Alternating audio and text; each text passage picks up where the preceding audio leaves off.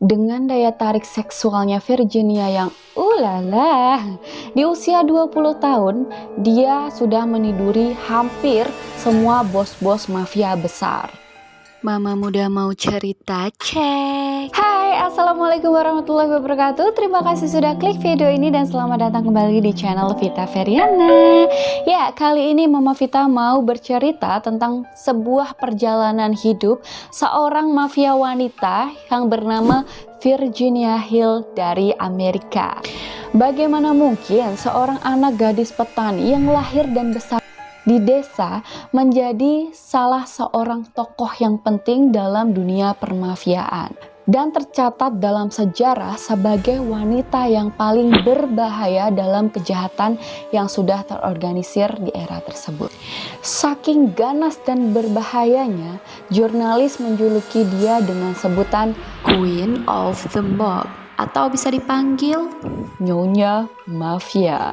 Waduh, kok bisa ya nih si Virginia ini? Kan biasanya kalau di Indonesia itu anak-anak petani itu identik dengan yang ayu-ayu, sopan-sopan, kalem-kalem, anteng-anteng. Tapi nggak pukul rata ya guys ya. Yang ini malah jadi mafia kelas kakap. Aduh, kalian penasaran gimana ceritanya? Ya udah yuk kita lanjut ceritanya ya. But sebelum kita lanjut ceritanya, kayak biasanya Mamah mau minta tolong kalian semuanya untuk subscribe channel ini dan juga like, komen, serta share ke sosial media kalian. Terima kasih.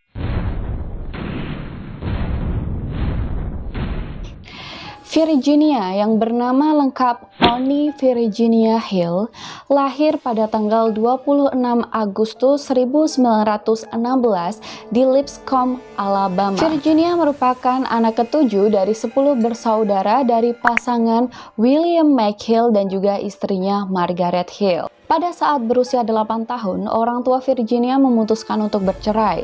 Kemudian Virginia memilih untuk bersama dengan ibunya serta saudara-saudaranya untuk pergi ke Georgia. Nah, di sana Virginia itu bersekolah di Roberts Grammar School dan dia harus putus sekolah pada saat dia berada di kelas 8 atau sekitar 2 SMP gitulah. Pada bulan November 1931 dan waktu itu Virginia berusia 15 tahun, dia menikah dengan seorang pemuda bernama George Randall yang usianya 16 tahun. Aduh, Neng Virginia sama si Mas Randall nih nikah muda aja nih ya. Nah, pada tahun 1933, sepasang suami istri ini tadi, Virginia dan George Randall, mengadu nasib dan memutuskan untuk pergi ke kota Chicago dengan harapan bisa masuk ke bisnis pornografi.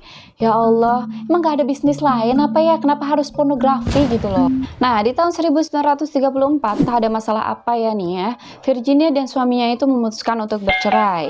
Untuk bertahan hidup, Virginia pun bekerja sebagai seorang pelayan. Dan untuk menambah penghasilannya, bahkan dia harus memasuki dunia prostitusi alias dia harus menjajakan dirinya sebagai penjajah seks komersial.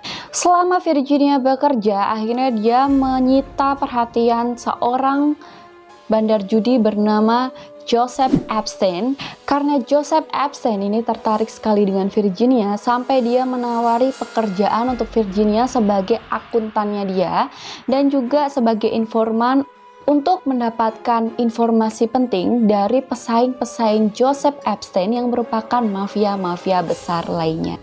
Akan tetapi guys, caranya untuk mendapatkan informasi ini, Virginia harus meniduri mafia-mafia tersebut. Aduh, ya kita tahu lah ya kelemahan laki-laki ya, kalau udah harta, tahta, yang terakhir wanita. Virginia yang kebetulan itu memiliki paras yang sangat cantik, itu dengan mudah sekali menaklukkan laki-laki manapun ya, yang mau untuk tidur dan berbagi ranjang dengan dia. Dengan daya tarik seksualnya Virginia yang ulala, di usia 20 tahun, dia sudah meniduri hampir semua bos-bos mafia besar. Karena kecantikan dan kehebatannya Virginia ini diranjang, akhirnya dengan mudah sekali dia mendapatkan informasi bahkan rahasia yang paling dalam dari para mafia-mafia besar tersebut. Salah satunya yang bernama Joy Adonis. Joy Adonis merupakan salah seorang gangster yang kejam yang menguasai perjudian dan juga praktek pemerasan di pesisir timur New York, Amerika. Petaka bagi Joseph Epstein karena Virginia akhirnya memutuskan untuk menjalin hubungan dengan Joy Adonis dan mereka berpacaran serta membuat Virginia itu semakin kaya raya, guys. Pada suatu hari Virginia ini pergi ke New York untuk mencari informasi yang lebih besar yang mungkin bisa menguntungkan dirinya. Nah, pada suatu malam dia tuh bertemu di salah satu bar dengan seorang mafia yang kebetulan paling sangat ditakuti di era tersebut yang bernama Benjamin Bugsy Siegel.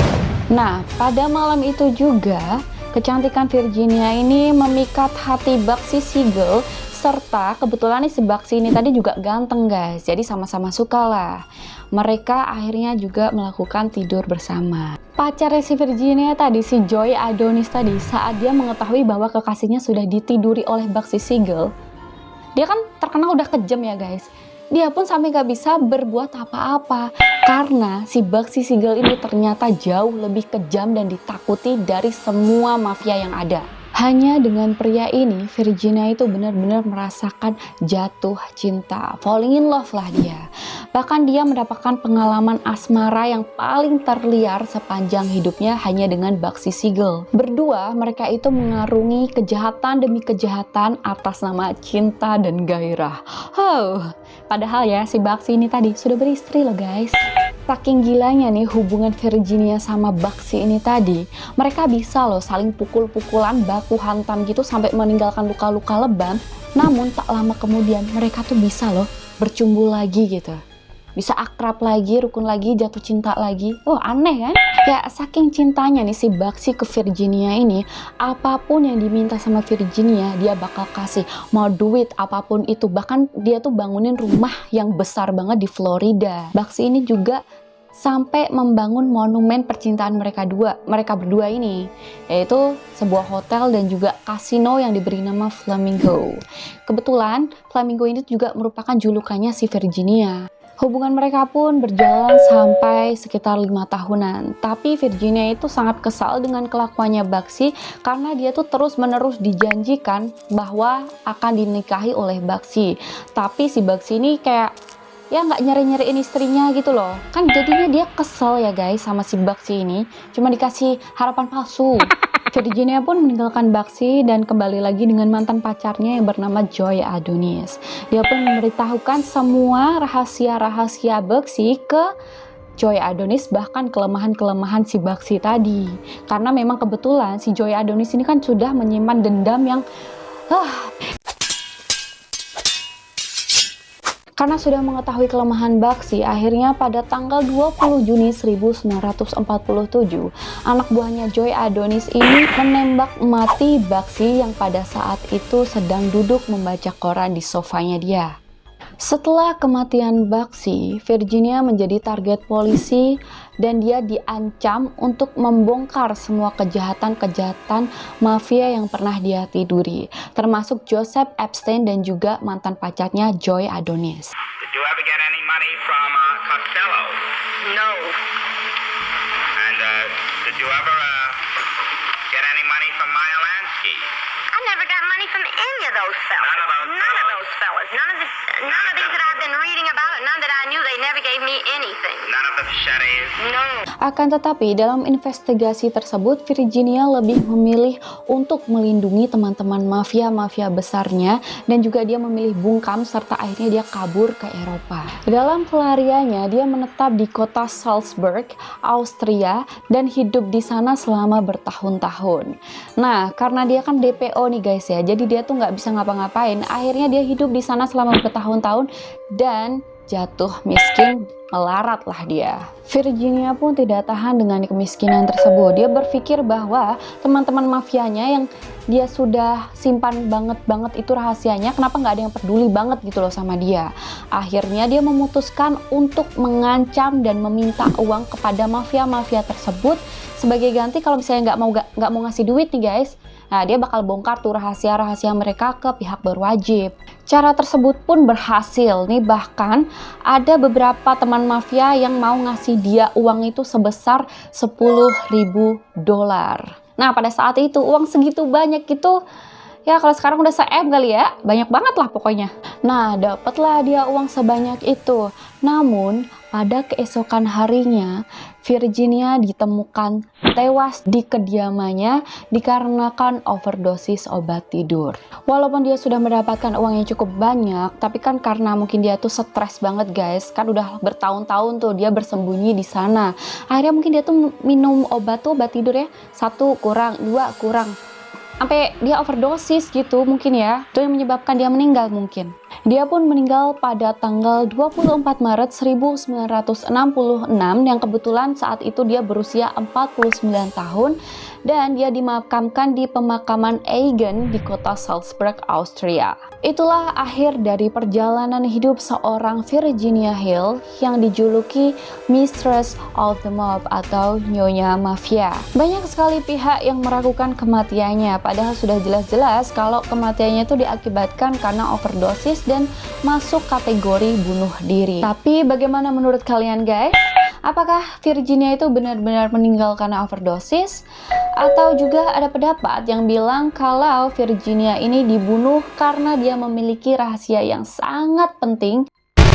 Nah, kan ngepas banget ya, abis dapat duit banyak kok ya besoknya meninggal. Ala-ala tanda tanya banget nih ya.